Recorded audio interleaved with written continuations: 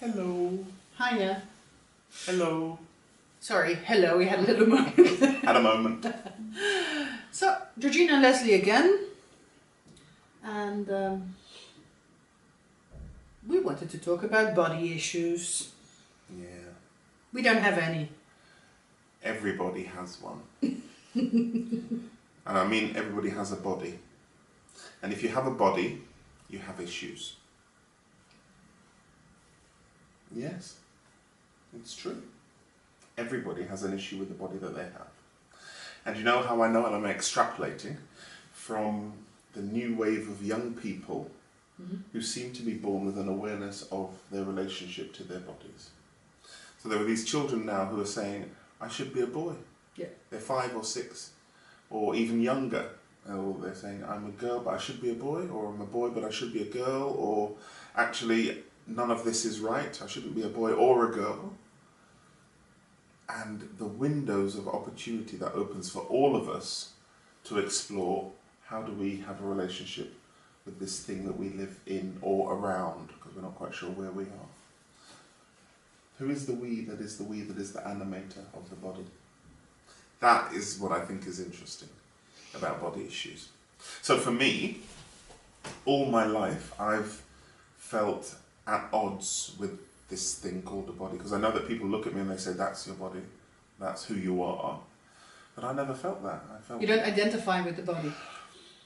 I don't think that I am the body. Yeah. I think I have a body. Yes. Or the body has me. But it doesn't define the soul and the person that you are. No. Right. No. And that has caused lots of problems. So when people say, you're a woman, if you don't feel like a woman, then what does that do? You become disloyal, you become the other, and it leads to difficulties. People say, you are black, and you don't feel black. What is black? Then you become the other, you cause problems, you affect their identity, because they say, well, I'm black, and you look like me, so you must be like me. Well, maybe that's how you look, but is that who you are? Is that what you are? I don't know. Actually, it's interesting because when I've struggled for a very long time, many years, with identifying as a woman. Not that I identified as a man, but just identifying with the tits and the pussy. Sorry. Sorry, Mum. No, but, you know, the fact that I have these... The genitalia. The bits that supposedly make me female, and with that, I was given this whole basket of stuff that I was supposed to feel, be interested in, roles I was supposed to play. And I thought, oh my God, I don't feel that. So maybe, you know, maybe there's something wrong with me. Maybe, and I went from thinking maybe I was a lesbian. I don't know how I got to that, but to, you know, do I want to have a penis? Which... yeah, for a day might be fun, but other than that, it's really complicated stuff, because there are these imprints that they kind of give you with the body, and I think, oh, but I don't experience it that way. And it caused lots of confusion for many years, I have to say. And that is no different than anybody else. No, I don't think it is. But I think what happens is there are people that just turn it off. They don't think about it anymore, they just accept what is, and they just function without thinking. And I think if people did connect with the thinking, they would start to question all of the stories that are culturally constructed, because they're not innate to the body. I mean, all the body does is digest and excrete. Everything else is made up. Creates babies. That too, in the presence of the right stuff. Yeah. Yeah.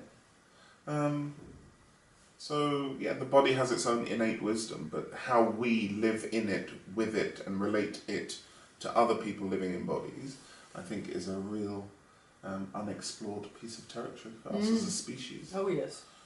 Which is fascinating. I mean, only the other night we were talking about the fact that in business I can be rather, yeah, I kind of want to call it strong.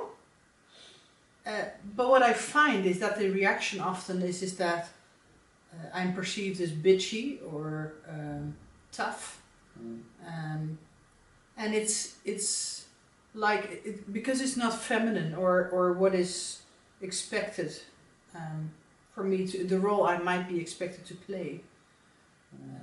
So I joke around and I say, yes, of course I have big cojones, you know. Well, simply because I'm playing my power card, you know. And I'm not saying, you know, I'm not going to judge and say, oh, so everybody else got it wrong and of course I don't play any part of that. No, it's the dynamic of that situation that can be really, really confusing. And in my day job, we're looking at the role of boards in corporations, and women are massively underrepresented in the boardroom. Now, it's not that the women don't have the capacity, the skills, the knowledge, the expertise, the history to take up these leadership positions in boards, but there is something about the male clubbiness of a boardroom that is excluding to women who don't play the clubby game. So how you get the men to recognise, actually guys, you're living in a program that says you should behave in this particular way is hard for them. Never mind for the women to say, it's not that the men want to exclude you, they themselves are trapped in a program. Yes. And don't know how to get out of it. So there's a sickness in the system. Yeah, I can. And another way of looking at it might open up doors for people to start to explore in different ways. I remember that many years ago I played a trump card and I tried my power game to get a higher position, and they weren't having it, and so we ended up parting. I left the company, and as I was leaving, I had a conversation with the managing director, and I said to him, you know, all is fair in love and war. You don't want tits in the boardroom. And he looked at me as if I had struck him in the face. Because I had just told him something that he just didn't consider. And I'm not sure that he found it just really insulting that I said tits. But, or that it hadn't occurred to him that might be playing into what was happening in our situation. He was lost in the program. Could be. Yeah. So let's all open this one slowly. But if everybody takes some time to really start to look at the body that you live in and to ask yourself, where am I?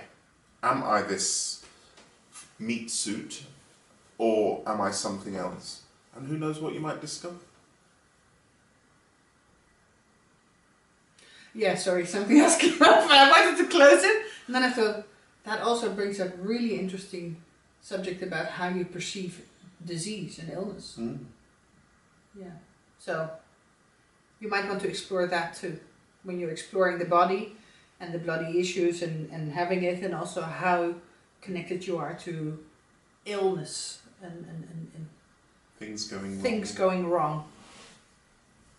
Enjoy that exploration. Have a little fun with it. Experiment and hot oils. Right, not too hot. Just let me know. I mean, you can always respond to anything, or if you want a one-on-one, give me a little message, and we'll chat and we'll have coffee. Speak soon. Bye. Bye.